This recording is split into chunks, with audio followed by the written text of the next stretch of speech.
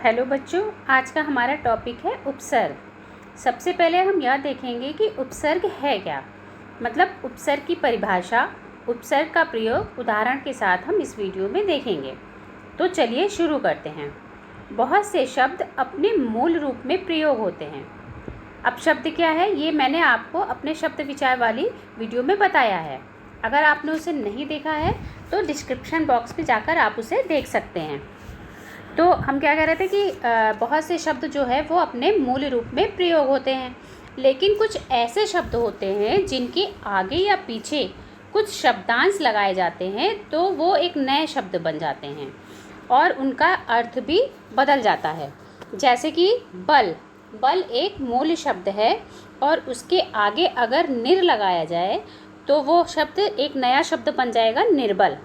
बल का मतलब होता है ताकत, और आगे निर अगर लग गया, निर्बल वो बन गया, तो उसका मतलब, उसका अर्थ भी बदल जाएगा और उसका मतलब हो जाएगा बिना ताकत वाला।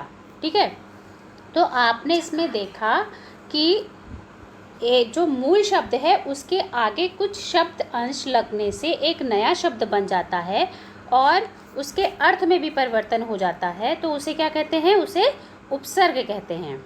तो उपसर्ग की परिभाषा इस तरीके से हो सकती है कि वे शब्दांश जो शब्द से पहले जुड़कर उसके अर्थ को परिवर्तित कर देते हैं तो उसे क्या कहते हैं? उपसर्ग कहते हैं। अब हिंदी में उपसर्ग 4 प्रकार के प्रयोग में लाए जाते हैं।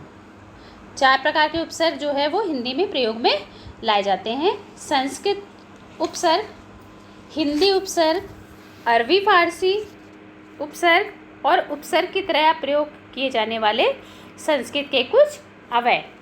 अब संस्कृत उपसर्ग क्या है? संस्कृत उपसर्ग को तत्सम उपसर्ग भी बोलते हैं, क्योंकि ये संस्कृत भाषा से आने के कारण ये संस्कृत उपसर्ग कहलाते हैं।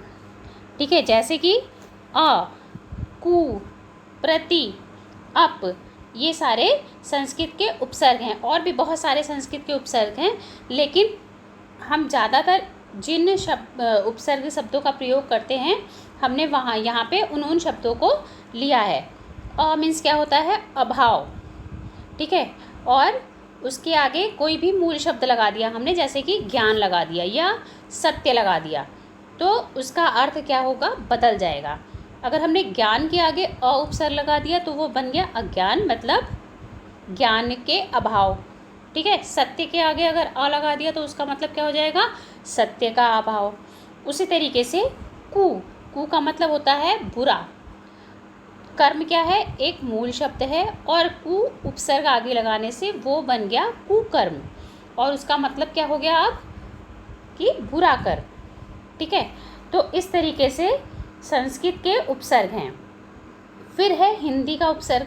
हिंदी के उपसर्ग हिंदी भाषा में ही मूल रूप से प्रयोग होकर उसके नए शब्द कुछ बने हैं जिनको हिंदी के उपसर्ग कहते हैं। जैसे हिंदी के उपसर्ग में जैसे कि है अध, नी, अन, स, इन सारे इस तरीके के बहुत सारे हिंदी के उपसर्ग हैं जिनका प्रयोग हम करते हैं। पर कुछ शब्द मैंने, जैसा कि आपको पहले कहा कि कुछ शब्द मैंने यहाँ पे उपसर्ग के लिए हैं जो कि ज़्यादा ही यूज़ होते हैं। तो स मीन्स सहित। ठीक है, परिवार एक मूल शब्द है और उसके आगे अगर स लग गया तो परिवार सहित। आप लोग निमंत्रण के कार्ड में अक्सर देखते होंगे सपरिवार लिखा रहता है ना, तो मतलब आप परिवार के सहित आइएगा। तो स मीन्स क्या होता है? सहित। इसी तरीके से हो गया सकुशल, मतलब कुशलता के साथ। फिर है उर्दू फारसी के उपसर्ग। उर्दू फारसी के शब्द भी बहुत ज़्यादा हिंदी में प्रयोग में लाए जाते हैं, तो इसलिए हिंदी उर्दू फारसी के उपसर्ग भी बहुत हिंदी में प्रयोग में आते हैं। जैसे कि है आपका ऐन। ऐन उपसर्ग जो है वो आपका फारसी से लाया गया है, फारसी का उपसर्ग है ये। ठीक है, ऐन का मतलब होता है ठीक। तो ऐन वक्त मीन्स समय, तो ठीक समय। ठीक है, उसी तरीके से खुश, खुश मीन्स अच्छा। तो जो है दिल जो है वो आपका मूल शब्द है, और खुश आगे उपसर्ग लगाने से क्या बन गया, खुश दिल, यानी कि अच्छा दिल, अच्छा नसीब, खुश नसीब, अच्छा नसीब। तो इस तरीके से आपने देखा कि बहुत सारे उपसर्ग जो है वो हमारे मूल शब्द के आगे जुड़ के उसके अर्थ में परिवर्तन कर देते हैं। फिर उपसर्ग की तरह ही प्रयोग होते हैं कुछ संस्कृत के अव्यय। कुछ संस्कृत के अव्यय हैं जो कि उपसर्ग के तरीके से हिंदी में प्रयोग में लाए जाते हैं, जैसे कि सत। सत मीन्स क्या होता है, अच्छा। ठीक, तो आपने ये कई शब्द ऐसे सुने होंगे, जैसे सज्जन है ना, सत्कर्म।